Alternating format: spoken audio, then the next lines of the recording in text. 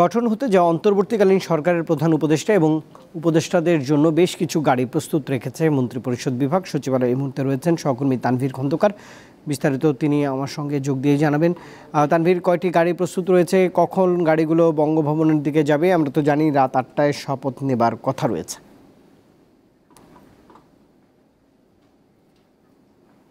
সচিবালয় থেকে আমার সঙ্গে যোগ দিয়েছেন সহকর্মী তানভীর খন্দকার। তানভীর, জানতে চাইছিলাম যে কতটি গাড়ি আসলে প্রস্তুত রয়েছে, কখন গাড়িগুলো বঙ্গভবনের উদ্দেশ্যে যাবে? রাত ৮টায় তো শপথ।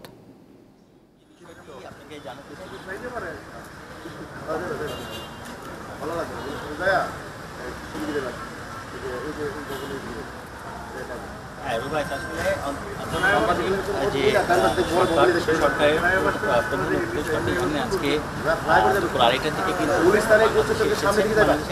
আগে কিন্তু এখানে মোট ২২টি গাড়ি তাদের এই গাড়িগুলো যেমন কিন্তু তাদের জন্য বাড়িও প্রস্তুত করা হচ্ছে। আজ রাত যেহেতু ৮টায় শপথ নিতে পারে অন্তর্বর্তীকালীন সরকার, সেই উপলক্ষে কিন্তু সেটিকে কেন্দ্র করে এই প্রস্তুতি। দুপুর আড়াইটার দিকে যে আপনি যেমনটি বলছিলাম দেশে ফিরেছেন যে সরকারের প্রধান উপদেষ্টা, তার আসার পরে আসলে তিনি বঙ্গবন্ধু শপথ অনুষ্ঠানের আয়োজনের প্রস্তুতি কিন্তু সব শেষ হয়েছে এবং সেটি করে কিন্তু মন্ত্রিপরিষদ বিভাগের জন্য উপদেষ্টাদের বাসভবনের জন্য প্রস্তুতির গৃহায়ন ও গণপূর্ত মন্ত্রণালয়কে কিন্তু এর মধ্যে চিঠি দেওয়া হয়েছে। প্রয়োজনীয় সংখ্যক গাড়ি প্রস্তুত রাখার যে নির্দেশনা তারা দিয়েছিল সেই নির্দেশনা অনুযায়ী কিন্তু প্রস্তুত রাখা হয়েছে এই গাড়িগুলি। আপনাকে বলতে চাই রোবায়ত, যে অন্তর্বর্তী সরকার প্রধান উপদেষ্টা ডক্টর মোহাম্মদ ইউনূসের জন্য পাওয়া হয়েছে BMW একটি অত্যাধুনিক সিরিজের গাড়ি।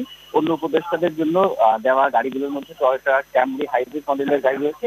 এগুলো ২৫০০ সিসির এই গাড়ির মূল্য প্রকার করে ৮৫ থেকে ৯০ লাখ টাকা পর্যন্ত। এছাড়া রয়েছে মিৎসুবিশি ল্যান্সার EX মডেলের গাড়ি এবং ১৬০০ সিসির এসব গাড়ির মূল্য ২০ থেকে ২৫ লাখ টাকা। যানবাহন অধিদপ্তরের সূত্রে যে বিষয়গুলো আমরা জানতে পেরেছি রুবাই, গেল মন্ত্রিপরিষদের সদস্যরা যেসব গাড়ি ব্যবহার করছেন সেসব গাড়ি মূলত পরিষ্কার পরিচ্ছন্ন করে প্রস্তুত করা হয়েছে। এই মুহূর্তে যে আপনি দেখতে পাচ্ছেন ২২টি গাড়ি প্রস্তুত হবে। সচিবালয়ের মন্ত্রিপরিষদ বিভাগে ১৫টি গাড়ি যাবেন এরকম আমরা তথ্য পেয়েছি।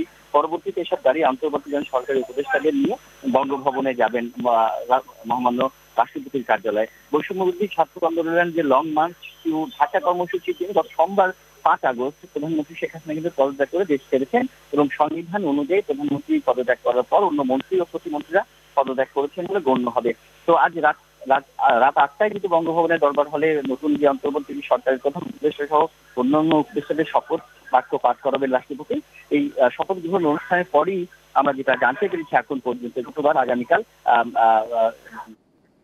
তানভীর খন্দকার যোগ দিয়েছিলেন সচিবালয় থেকে।